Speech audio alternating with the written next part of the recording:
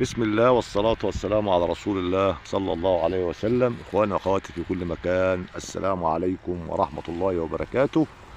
أهلا بكم في فيديو جديد على قناتكم، قناة يوميات الري الشندي. قناتنا يا جماعة قناة متنوعة في تربية الطيور وفي تربية الحيوانات، بنربي جميع أنواع الحيوانات وبنربي جميع أنواع الطيور.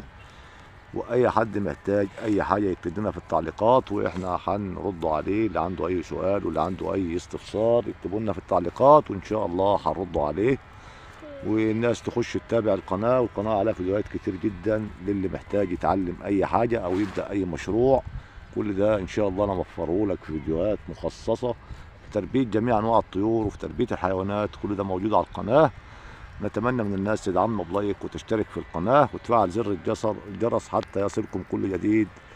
بسم الله توكلنا على الله.